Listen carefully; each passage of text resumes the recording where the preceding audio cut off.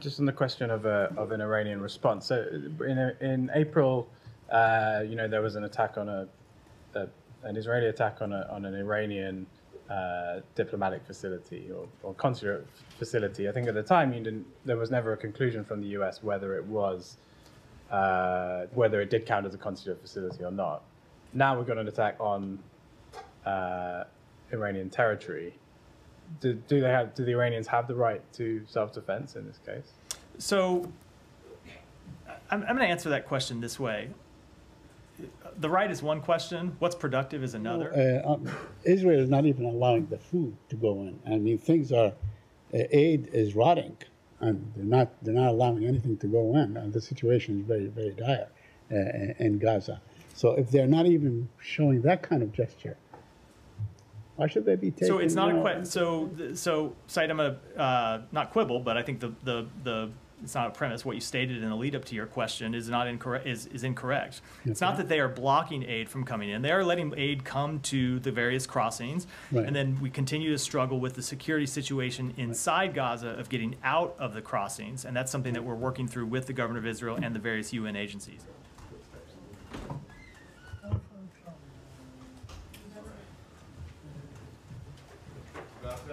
Saeed, sit down.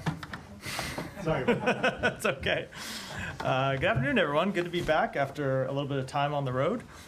Start with some opening comments before I turn to questions. Earlier today, Secretary Blinken spoke to Qatari Prime Minister Al Thani and Egyptian Foreign Minister Abdullati about tensions in the Middle East, the latest in a series of diplomatic engagements he has held over the past few days with counterparts in the region and around the world, including calls yesterday with G7 foreign ministers and Iraqi Prime Minister Soudani. The Secretary has delivered a consistent message in all of these engagements. We are at a critical moment for the region, and it is important that all parties take steps over the coming days to refrain from escalation and calm tensions. Escalation is in no one's interest. It's not in the interest of any one country, it's not in the interest of the region, and it's certainly not in the interest of the millions of civilians who just want to live their lives free from violence and conflict. The Secretary is also making clear through these engagements that the United States continues to see a ceasefire in Gaza as the crucial step to helping calm broader tensions, in addition to, of course, securing the release of hostages and addressing the ongoing suffering of the Palestinian people in Gaza. And he is reiterating that all parties need to look for reasons to say yes to an agreement, not look for reasons to delay or say no. As the Secretary has emphasized, this is an important moment for the region, and it is critical that parties make the right decisions over the coming days. Turning to Bangladesh, we have seen the announcement that Prime Minister Hasina resigned from her position and departed Bangladesh. We are monitoring the situation carefully. The United States stands with the people of Bangladesh. We urge all parties to refrain from further violence. Too many lives have been lost over the course of the past several weeks, and we urge calm and restraint in the days ahead. We welcome the announcement of an interim government and urge any transition be conducted in accordance with Bangladesh's laws. Finally, we are deeply saddened about the reports of human rights abuses, casualties, and injuries over the weekend and past weeks. We share our deepest condolences with those who lost loved ones and those who are suffering. With that? Yeah, thanks, Matt, and welcome back. Thank you. Same to you. Thank you. On the Middle East. Yeah. Your comments in the opening suggest that you are quite concerned about the risk or the potential for a much wider war. What exactly is the State Department doing in terms of preparation for that possibility?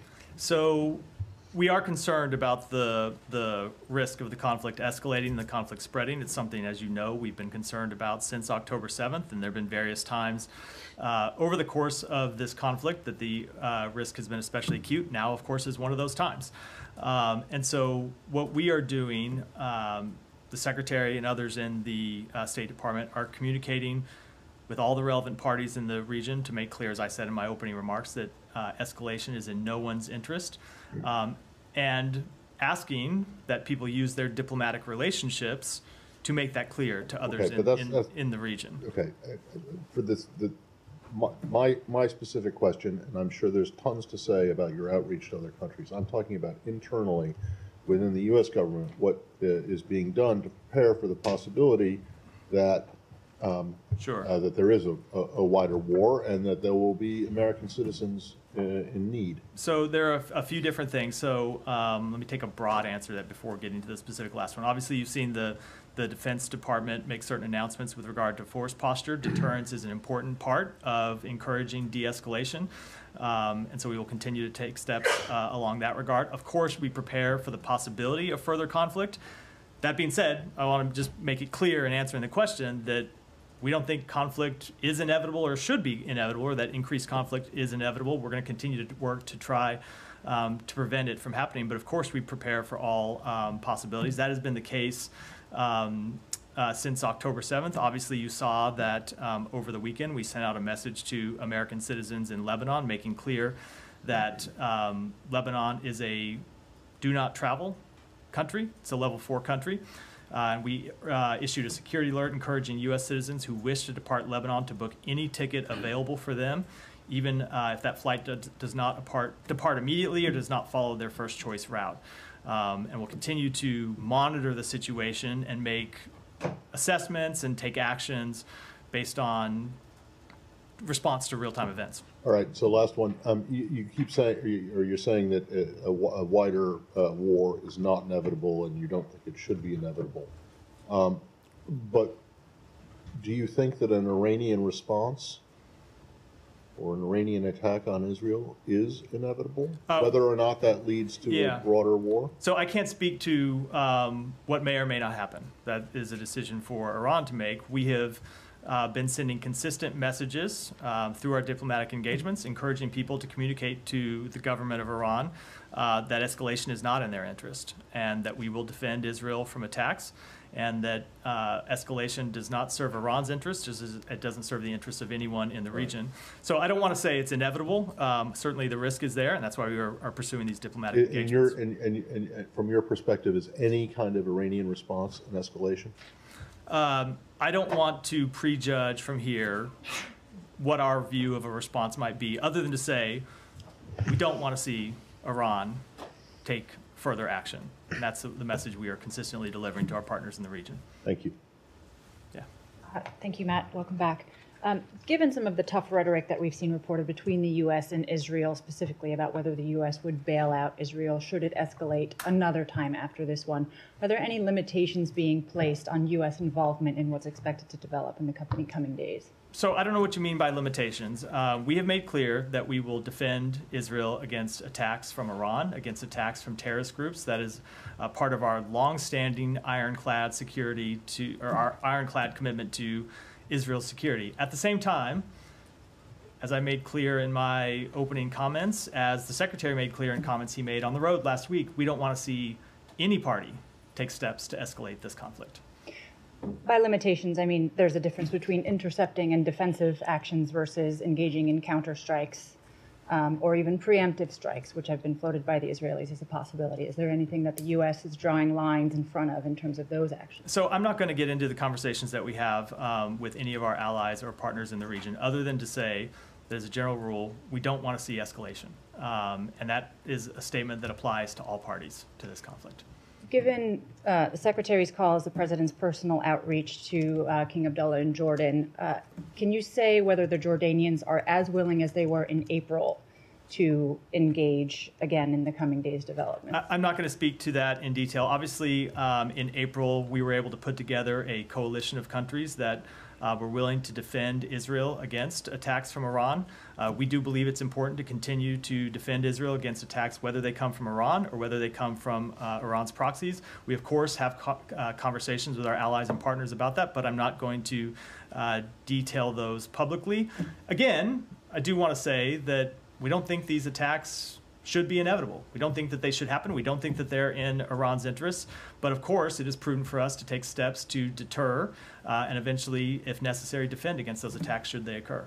Without specifying countries individually, are you confident that you have at least the the same level of coalition that you had assembled in April. I just don't want to speak to it publicly. We are committed to the defense of Israel against attacks from Iran and its proxies, and I think I'll leave it at that. Okay, two more questions. One, are there any preparations being made to evacuate U.S. citizens from Lebanon at this stage? So we always plan for all contingencies, and that's not just a statement I would make today. That is something that we have has been clear since October 7th. We have planned for all of the possible contingencies, including the broadening of this conflict, including the escalation of this conflict.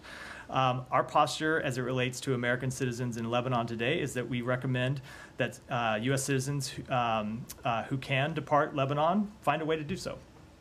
Okay, but nothing specific on the potential of an evacuation? I don't have anything to announce here, but as I said, we always prepare for all contingencies. Okay, and on prospects for a ceasefire deal, which this department and other agencies in the U.S. government have been stressing is a crucial key step. I mean, it appears notable that the talks over the weekend in Cairo were hours long. The CIA director was not there. Not to say that an absence of an altogether absence of the U.S. presence, but isn't that an indication that there's nowhere to go on ceasefire talks right now? I mean, how would you characterize them? Are they not stalled? So I wouldn't characterize them as stalled. I would characterize them the way we have said before, which is we have reached an agreement on the framework. That agreement still stands. Nothing that's happened over the course of the past week has done anything to erode the fundamental agreement on the framework to this ceasefire. That stands, but where we also what's true is that we continue to have other areas where we need to bridge the differences between the two parties. And so, look, ultimately, it's not a decision the United States can make. It requires the parties to take these choices, and it requires the parties to get to yes, and not look for reasons to delay and not look for reasons to say no. And so the message that we have consistently communicated to everyone in the region is we want to see a ceasefire. We think a ceasefire is in the interest of Israel. It's in the interest of the Israeli people. It's in the interest of the Palestinian people. It is in the interest of the broader region. So we are going to continue to use all of the diplomatic muscle, all of the influence that we can bring to bear to push to get this ceasefire over the line. And since this is the first time we're hearing from you specifically, I mean, would you say that the assassination of Hania, who was, of course, a lead negotiator in these talks, was at least not conducive to seeing them brought over the finish line? You know, the president spoke to this over the weekend, and I think I'll let his words stand. We said it certainly didn't help. Okay, I have another one on Russia later. Okay. Thanks. Jordan has, of course, been heavily engaged with the Iranians as well. President Biden had a call today with his counterpart in Jordan. Can you say if any messages to Iran have been disseminated through the Jordanians or any other channel urging de-escalation? So I will let all of the countries in the region speak to what diplomatic engagements they might have had with Iran. But obviously, one of the points of the engagements that we have had is to urge countries to pass messages to Iran and urge countries to make clear to Iran that it is very much not in their interests to escalate this conflict, that it is very much not in their interests to launch another attack on Israel. And so I'll let countries speak to the degree to which they've had those conversations, but I can tell you in the engagements that we have had, every engagement that the Secretary has had, not just over the weekend, not just today, but going through to last weekend, he has heard a consensus position from all of our allies and partners, both in the region and around the world, that they don't want to see the conflict escalated. So certainly I would expect that some of them would pass that message along and impress that point upon the government of Iran, but I'll let each individual country speak to their particular conversations. So there's a consensus position against escalation, but is there a consensus on whether Iran does have the right to launch any kind of retaliatory act? The consensus position is that Iran should not take further action. That's what we hear over and over, is that further action just raises the tensions, raises the risk of the conflict spreading and getting out of hand. Look, the last time we found ourselves in this position, when Iran launched attacks against Israel in mid-April, you saw a series of attacks, and then ultimately the conflict didn't widen further. It's not to say that those attacks were in any way acceptable. Of course they weren't. That's why we'd help defend Israel against them. But that was a moment of real peril for the region, and we were able to chart a path that ultimately got us through that time without it tipping into a wider war. But every time you have one of these cycles of escalation, you have a risk of parties miscalculating. You have the risk of them taking actions that get out of hand or that have unintended consequences, and that can affect the ceasefire negotiations. It can affect the risk of broader conflict. And so the message that we are consistently sending is don't take this step. You don't need to. It doesn't serve anything. And it only puts the entire region at risk. Alex, go ahead. Thank you, Matt. There does seem to be consensus that something is coming and that something is coming soon. Now, I was wondering if you could speak to reports that the Secretary told his counterparts at the G7 that this could happen today or tomorrow, and why you think that the time frame essentially has shrunk compared to last time when Iran took a bit more time to prepare for their response. So I'm not going to speak to those reports. And again, as I've said, we don't think this attack should happen, and we are working to try to prevent it from happening. So I'm not going to give you any kind of window, any kind of delineation of when we might be in a window or a potential window of attacks that we're trying to prevent in the first place. So that's the focus that we have, is trying to impress upon everyone in the region that escalation is in no one's interest and they shouldn't take further escalatory steps. Have you seen any indication that Iran is preparing or Hezbollah is getting ready? I mean, obviously Hezbollah might be the more dangerous party because they're closer and their stuff might be pre-positioned. So I'm not going to speak to any type of intelligence assessments or other things that we might see, other than to note that Hezbollah consistently launches attacks across the border at Israel. It's not something that they would necessarily have to prepare for. You look at, just about every day over the past few weeks, there have been attacks that Hezbollah has launched on on Israel. So it is an ongoing conflict across the blue line that we are attempting to manage and attempting to ultimately reach a diplomatic resolution to. And then just lastly, have you heard indications from Hamas after Haniyeh's funeral now that they are going to come back to the table? Have they told the Qataris, the Egyptians, that they do plan to continue engaging? I don't want to speak to the substance of negotiations other than to say that we continue to engage with our Qatari counterparts, our Egyptian counterparts. As I said, the Secretary had a call with the Prime Minister of Qatar earlier today, who of course is one of the lead interlocutors, and I think I'll leave it at that, other than to say our interlocutors, Qatar and Egypt, are making clear to Hamas the same thing that we believe, which is that they need to continue to work to get to yes in an agreement. Thanks. Yeah. Just on those, so the Secretary had calls with the Egyptians and the Qataris. What are they saying about, as has kind of come up, you've got one side, they've been the interlocutors in these negotiations. One side has just assassinated the lead negotiator. Are they willing to continue hosting these talks when it seems like one side is sort of has just taken an action that seems to threaten their position as mediator? They are, and we continue to express our gratitude for the role that both Qatar and Egypt have played in trying to reach a resolution to this conflict and trying to reach a ceasefire that we eventually want to turn into an end to the war, and of course beyond that into broader peace and stability. Both of those two governments have put an extraordinary amount of work into reaching a ceasefire, as we have put an extraordinary amount of work, and they remain committed to trying to push forward in negotiations and reach an ultimate deal. And just on the question of an Iranian response, so in April, there was an attack on an Israeli attack on an Iranian diplomatic facility or consular facility. I think at the time there was never a conclusion from the U.S. whether it did count as a consular facility or not. Now we've got an attack on Iranian territory. Do the Iranians have the right to self-defense in this case? So I'm going to answer that question this way. The right is one question, what's productive is another, and ultimately we don't think it's productive or conducive to anyone's interests, including Iran's, to conduct further actions, be they retaliatory or not. Any further action by Iran just raises the risk of increased tensions. It raises the risk of further response from Israel or from other parties, and ultimately gets us into this position that we have worried about from the beginning, that you get a conflict that can spiral out of control. Now, we are working to prevent that from happening, and I think the point that we are trying to make to all the parties involved is that they all have agency as well in trying to prevent that from becoming an eventuality. And so that requires all parties, including Iran, making the appropriate decisions in the days to come. and that means not taking steps that could lead to a wider conflict. I think it's incumbent upon them to make those types of decisions. In the interest of consistency, though, wouldn't your message to the Israelis is this is not helpful, or that's the president's words?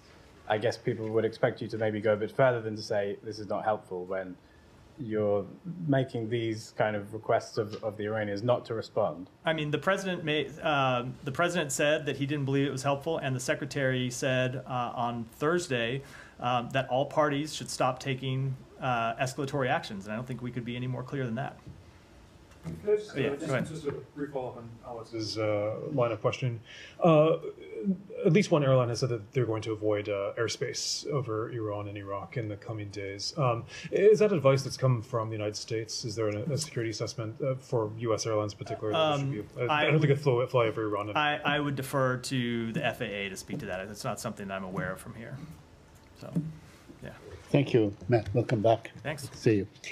Matt, in your response to Olivia and to Simon, as a matter of fact, you urged the Iranians, it's not in their interest to respond and so on. But at least, do they have the right to respond? I mean, is that part of self-defense?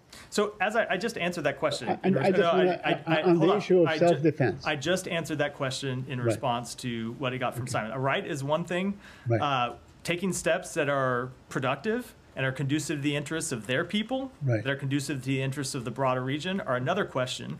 And in no way would a retaliatory action by Iran in any way serve the interests of the Iranian people or the broader region. And that's precisely why I'm asking you, because you mentioned the word right. So you are acknowledging that they do have the right to respond. No, I did not acknowledge that. Okay. I acknowledged the question. Okay, then let me ask you, if this was, let's say, happened in any of the Western capitals, wouldn't they be sort of obligated to respond? I'm not going to deal with a hypothetical. Okay, all right. We'll deal with something real. Last week, a week ago, yesterday, Sunday, an Iran rocket hit, or maybe intentional, hit a small town of Majil Shams, a Syrian town, Syrian citizens, and so on. And you said that Israel had a right to defend itself. I'm not you personally, but I'm saying. So what's different? I mean, everybody was, everyone was saying Israel has a right to defend itself. Why doesn't Iran have a right to itself when the guest house, I don't want to make comparisons, but it's like the guest house in London or maybe Blair House or anything. I mean, something that really touched the sovereignty of Iran. So I take the point of your question, Saeed. It is not in any way, however, useful at all for anyone in the region for Iran to consider taking such steps because of the risk, as I said, that this could potentially get out of control. And that's the message we will continue to impress on them. All right, let me ask you on the negotiations. Why do you continue to have the notion that Israel is negotiating in good faith, when in fact it killed the chief negotiator of the other party?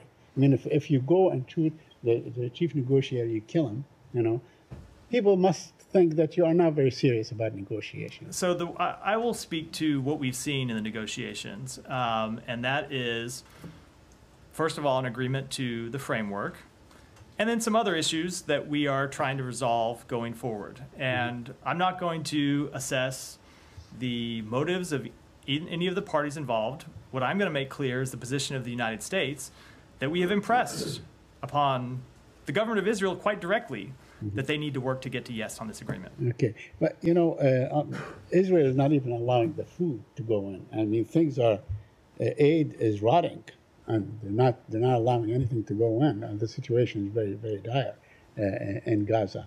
So if they're not even showing that kind of gesture, why should they be taking? So it's not so Said, I'm not quibble, but I think the it's not a premise. What you stated in the lead up to your question is not incorrect. Is incorrect. Okay. It's not that they are blocking aid from coming in. They are letting aid come to the various crossings, and then we continue to struggle with the security situation inside Gaza of getting out of the crossings, and that's something that we're working through with the government of Israel and the various UN agencies. But ultimately, it is always going to be difficult. We've seen that now more than 9 months into this conflict, and what we've seen is it is always going to be difficult because of the unique nature of Gaza and the unique nature of this conflict to move humanitarian assistance around when you're in the middle of a conflict between the IDF and a terrorist organization that continues to kind of pop in and out of civilian infrastructure. And so that's why we continue to work for a ceasefire, because ultimately that is the way to solve this humanitarian crisis that currently plagues the people of Gaza. And finally, I have one last question. An Israeli American soldier with a U.S. citizen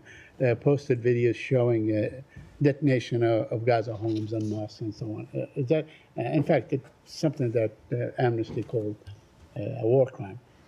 If this U.S. citizen comes to the United States, should he be arrested? That's a question for the Justice Department. Justice State Department. But okay, but is that a war crime if you show that you have done that? So I can't. There's no way I can take any video devoid of context and pronounce judgment on whether it's a war crime or not from here. Can I just check on one thing? Yeah. This, I think it was the third to last question that Saeed asked. The premise of it was that Israel had assassinated the top Hamas negotiator. Is that something that you're willing to accept and put on, say on the record that it was in fact Israel that did it? Or have I missed something over the course of the last I will let every country speak to their actions. The United States, for our part, was not involved in any way. I'm not asking if you were involved. I'm asking if you accept the premise of the question that Israel did in fact do it, if in fact the Israelis have told you that they were responsible. So I am not going to speak to what any other government may or may not have done. I will make clear that the United States not only was not involved, but we were not aware of this incident before it occurred.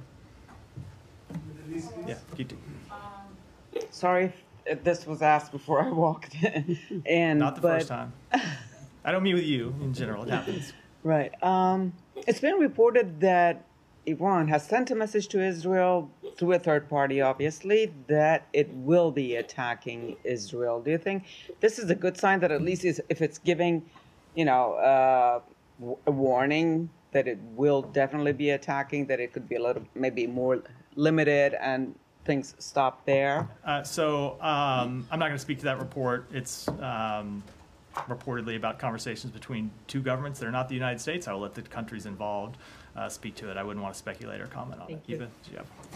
Yes, Matt. I know you didn't want to answer a question about the limitations, on whether there are limitations on U.S. support to Israel. But my question, when you say that no one, and your message is no one should say no to de-escalation, is it applicable to everyone? Is it applicable to all parties? Is this your message to Israel?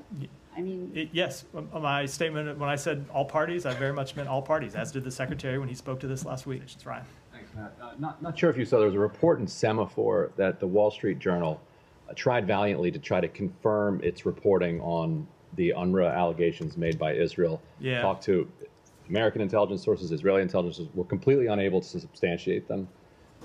Does the State Department have anything new about those UNRWA allegations?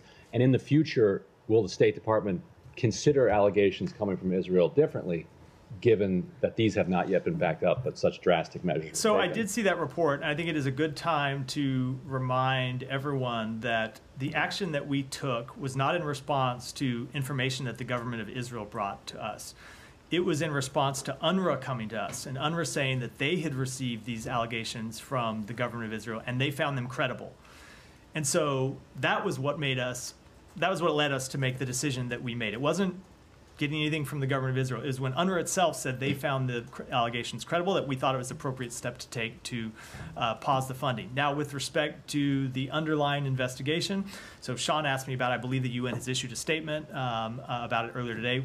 We have not yet had a chance to review either the statement or what I understand to be an underlying report, but we'll certainly do so over the coming days, and we'll leave it until we've had a chance to do so to pass judgment. And the IDF also announced that they assassinated the Gaza Minister of the Economy. I'm curious, does the State Department consider somebody like that to be a combatant? So I didn't see that announcement. I don't know who the person was. I don't know if he had an active role in the Hamas military wing or not. So I would to be able to answer that question, I'd have to know more about the specific. They said he counts because he had a role over the economy, and the economy has a role over manufacturing, and within manufacturing there are weapons that are manufactured. Again, I'd have to look at it in more detail before I could give you any kind of detailed assessment. Go ahead in the back. Good afternoon. Yeah. I have just a follow-up. There is a transition period from a caretaker government in Bangladesh. Does America have any plan to assist Bangladesh in rebuild its economy? Does it have plans to what? Does the U.S. have plans to what? I didn't catch the last part. Rebuilding its economy. So we greatly value our relationship with the people of Bangladesh, and we want to see that continued. But I would just urge everyone with requests or questions about what the future may entail. We are not even 12 hours out from the reported resignation of the Prime Minister, so I would encourage everyone to just, with respectfully, take a beat before making any kind of long-term assessments. Go ahead. Just to follow up on the ceasefire negotiations, you said they're not stalled. What are you basing this answer on? Are you getting any signs from any government in the region that they're pressing either the Palestinians or the Israelis to actually agree to the ceasefire? So it is based on our conversations with the other interlocutors, is based on our conversations with the government of Qatar, with the government of Egypt. Now, that's not to say we've come to agreement on all of the underlying issues. We clearly haven't. We need to bridge those differences, but we continue to work through it productively with the interlocutors. We know they are pressing Hamas to accept a deal, just as we are pressing Israel to reach a deal, because we think it's important to do so, and that's what we're going to continue to do in the days ahead. And do you think it's possible to press Israel, given that it doesn't seem to be in Netanyahu's interest at this point to reach a ceasefire? At least that's what the Israeli media is saying. That's what a lot of Israeli officials are saying. So the media says a lot of things. Officials say a lot of things. We believe it is very clearly in the interests of the Israeli people, and that's why, among the reasons why we'll continue to push for it. Olivia, go ahead, and then we'll wrap for today. What's new about the media reports out of Israel is that now you have the head of the IDF, Shin Bet, and Mossad being quoted as confronting the prime minister and basically saying, either give us something to go on or there's going to be no deal. That's a paraphrase.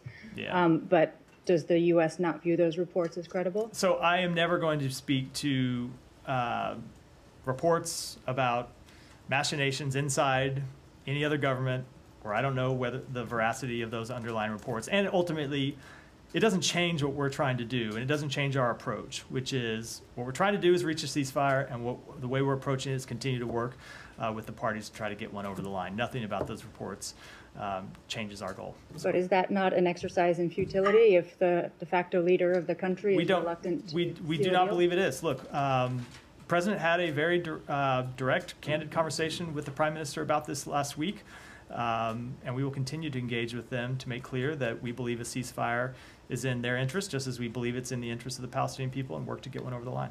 With that, we'll wrap for today.